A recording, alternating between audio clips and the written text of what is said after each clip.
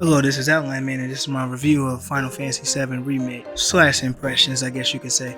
In this review, we will not be spoiling the game. Footage that will be shown will be up into the demo point, which is sufficient place where everybody has made it to in the game and can, because the demo is free on the PlayStation Store.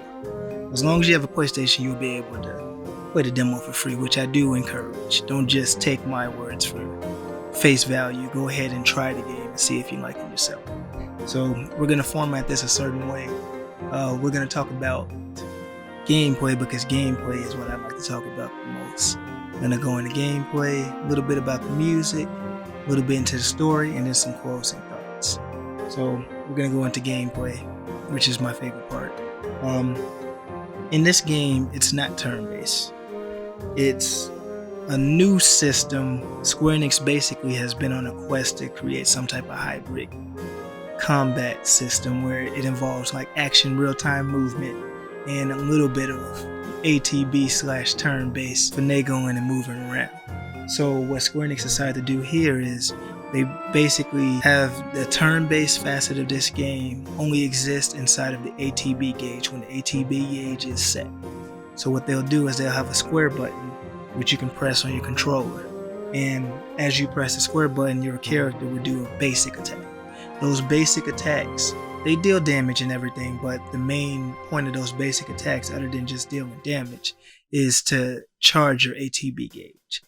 As you charge your ATB gauge, it'll get to a meter, and when the meter is full, you'll be able to execute either an ability, a spell, or an item, or in some cases later down the line when you get them, summons. You'll be able to execute those with your ATB gauge.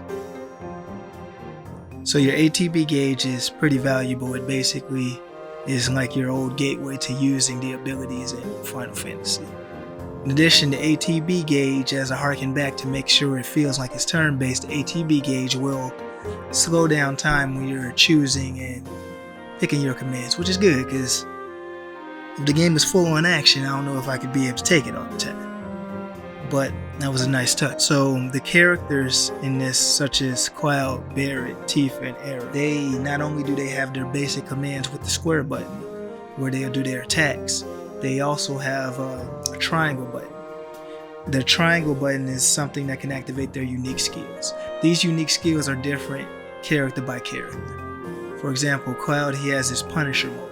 So he has two modes. He has Operator and Punisher mode. Cloud, on default standards, he'll normally do his regular damage, but when you press triangle with him, he'll go into a different mode where his stance changes, and instead of having the ability to guard attacks and dodge attacks, Cloud will now have the ability to parry an enemy if they so choose to attack, and he does extra damage, but again, he cannot guard and dodge attacks properly, and his movements are stiff. He's like always in that stance.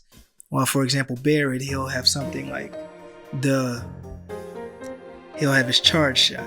So his charge shot will do a few hits to the enemy. It's pretty much like an ability. And his charge shot can be charged up with the triangle button when it's on cooldown to speed it up a little bit. If you notice with this game, there's something we'll get into a little bit later. Let's talk about guarding and dodging. When you're dodging with the circle button, you can perform a dodge roll.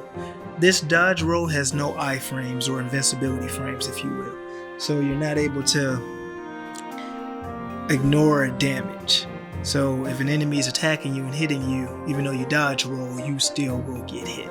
And depending on what else you're trying to do, you can get knocked back, depending on the severity of the attack. Guarding basically does what guarding would always do. It reduces damage. So you take less damage than not. I think the battle system encourages you to guard over dodging, because since you don't get iframes in dodging, it makes more sense to guard. So let's talk about the stagger mechanic now. So a la Final Fantasy XIII, you had something called the stagger mechanic, where if an enemy is taking too much damage or their weakness is being exploited, they will go into a pressured state. As they go into this pressure state, their stagger state will increase, and they will not fight you as hard. They'll be laying down on the job. They won't be trying so hard to be aggressive with you.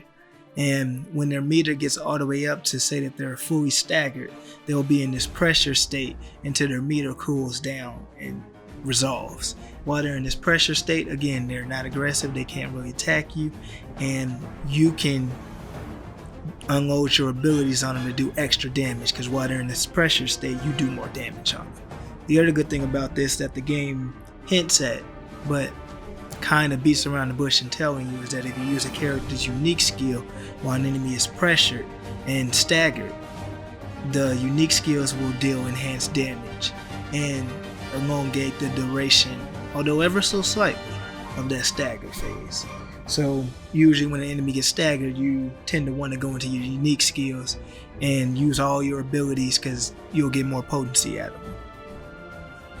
There's also aerial combat, where if you notice in this game, some enemies will be flying. They recommend that you use a ranged character such as Barret to throw projectiles at that enemy, but your close range characters will leap into the air and actually try to attack them. This is one of the issues. The aerial combat isn't the greatest. There's times where the aerial combat hits will not connect. They'll just miss. Even if you're locked onto the enemy and you're 1-to-1 ratio with the enemy, your attack commands will still miss. So it doesn't feel great. They recommend you use Barret to shoot them with his Gatling. It's just his Gatling gun. It's just a better alternative. So air combat's there, but it's not refined. Also, without refined, if you use a spell while you're trying to use your ATB, your ATB is full, and then you're using a spell command. Different tiers of spells will have different casting times. So if an enemy interrupts you while you're casting a spell, not only will the spell not execute, the spell will also cost you the MP that it costs and your ATB. So you get heavily punished for timing something wrong in this game. And sometimes it's not your fault. Sometimes the camera's wonky, sometimes the enemy's just too aggressive. So hopefully I would like them to fix that in the future iterations of this game. But as you can see, I've been talking about the combat for pretty much the majority of this review. So that's how much depth there is to it. There's stuff to find in the combat. And also with combat, there comes materia. Materia are these orbs that you have where they're your catalyst for doing magic and certain skills that you normally wouldn't be able to do. So the materia is pretty much the same as it was in original Final Fantasy VII. With this materia, you can do spells such as fire, blizzard, arrow, cure, all the spells that you know and love. Not all of them, but the majority of them. This is what you use with materia. You put these materia inside your weapon slots and in some cases your equipment slots. And basically, as your character holds onto that materia, they're able to utilize the ability of that materia. You're able to level up the materia to get stronger abilities, and when that character leaves, you're able to take and mix and match their materia, so you can swap materia. Let's say Barret flees the party. Alright, but he had that fire materia. Let's take that fire materia away from him and let's give it to Cloud. So the materia was always a good system, and it's pretty much the same here. You level up your materia by getting AP points, which is ability points probably. And those ability points go into leveling up the materia. They're different from experience points, which goes into leveling up your character. So you have your materia system. You also have weapons. Weapons such as Cloud's Buster Sword, which is his default weapon, they come with abilities. And as you level up those abilities and those weapons, you can retain those abilities per weapon, so when you switch weapons, you can keep the base form abilities. So it's encouraged that when you get a new weapon, level up the weapon's ability so you can keep the ability.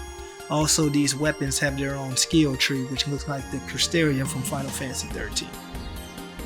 Going in the Crystarium, as we'll call it, you are able to get certain perks for your weapons like strength up, defense up, different skills that are unique to the weapons, MP up, several things. So this allows you to keep the Buster Sword, unlike the original Final Fantasy VII, where you more likely ditch the Buster Sword the first chance you got. So whatever weapon and playstyle you're into, you can focus on that and you can keep it if you want. So that's a plus. That definitely wasn't in the original Final Fantasy VII. And I think that's about all there is for gameplay. There's probably other stuff, but we won't speak of it. We won't speak of it right now because this is a early review / impressions of it. I have made it pretty far into the game, close to beating it, but we'll leave it at that. Next part, we're going to talk about the music. Music is great. It's basically the same composers that had helped with, Final Fantasy 13 soundtrack, where even though people have mixed feelings on that game, the music was good. And the music is great here. They took it one step further with the music here. They tailor it towards the scene and the ambience of the nature of that scene. So you'll have like different variations of existing themes, not only remixed, but different from like a nighttime version or a different boss type version of that song. So the player shouldn't get bored with the music. And you're not in the dungeons for long enough to get bored either. As far as game design goes, the game is pretty linear, kind of like Final Fantasy 13, or if you will, it's pretty linear, kind of like Midgard was in the original Final Fantasy VII. Kind of can't be helped. It's just it's definitely more expansive than it was in Final Fantasy VII, but it's prettier, more expansive, but it's not the deepest thing in JRPGs. It's not going to blow your socks off. And that's pretty much it. You have your dungeons. Also with the gameplay, you have chapters. You basically you go across this game in chapters. Don't worry, everything carries over from chapter to chapter. There's even decisions you can make that will affect the story slightly. So that's kind of cool, that nice touch that they brought to this JRPG. But you have story segments in your chapters where you're supposed to do the objective, and then every now and again in certain chapters they'll give you side objectives, where if you played an RPG you're used to this, these are side quests. These side quests aren't too different from Final Fantasy 15 side quests. They're basically go fetch this character an item or go kill this monster and you get your rewards. Encouraged to do these side quests so you can get different material, different weapons, items, skills, what have you.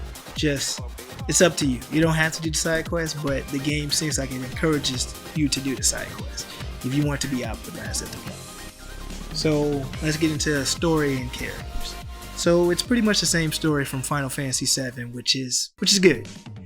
There's been some creative liberties taken, but we won't talk about that here at all. But let's just say that there are certain different story beats, but for the most part it's pretty much the same. It's over like 90% the same as the original Final Fantasy VII in the Midgard section. But there are different story beats. The characters, they basically act how you would have imagined them to act, except now they're able to emote, they have voice acting. Before, you didn't know what characters would say. Minor characters, like the Team Avalanche people, they get more characterization. So that's all good. So story's been pretty good. It's been pretty good, well directed, and well choreographed. Everything's been looking fine. So the game's it's been impressive. I expected going into this game that characters were going to be stiff, characters were going to be moving funny, but so far the game's been sleek so far. It seems like the combat might be locked at 30 frames per second. Based on what I was playing, it seemed like it was at 60 frames, but at least the combat is locked, because if it's not locked, then you have fluctuations in frame rate, and then you have all kinds of nonsense happening. So for the most part, but your mileage may be varied. If you're playing on a regular PS4, you could have a different experience. The graphics have been amazing, phenomenal. Only problem with these graphics and scenery is not art direction. Art direction is fine, but textures have not been the best. Textures have been looking funny. Sometimes the textures have to render in during cutscenes and while you're watching, and that can be a little bit jarring. In some cases, it'll look like original Final Fantasy VII, which is not the greatest. But what can you do? As far as that, this is a pretty good game for any action game fan or any RPG fan, really. If you're into any of those genres, I would give this game a try. whether you're new to the Final Fantasy series or a veteran. If you're a veteran, you're not going to listen to me, you're going to give this game a try anyway. But if you're new to it, give it a try. You can get the demo for free. That'll be the best way to get it. And see if you actually like it. Sometimes the story might not be for you. A lot of people liked it, but everybody's different. But based on what I've played of the game and seen from it, and I've played all of the Final Fantasy games too, by the way. So maybe I'm biased, maybe I'm not. This is still one of the best executed Final Fantasy games I've seen in a while, which is good. So I'll give this game I'll give it an above average. We won't give it a like 1, 2, 3, 4, 5, 6, 7, 8, 9. We won't give it one of those scores. I'll give it an above average, and it gets my recommendation of you should check it out. But don't let me tell you to do it. Try it for yourself. Anyway, I'm Outline Man. This has been my review / impressions of Final Fantasy VII Remake. And if you like it, give me a comment. If you have disagreements, leave them in the comments. We can talk about it. If you have anything you want to say, just throw it all in the comments at this point. Get a video like if you like it. Subscribe if you want to see this random guy review games, play games, and talk about it. Go ahead. Anyway, this is it. I'm Outline Man, and I'm out. Take care.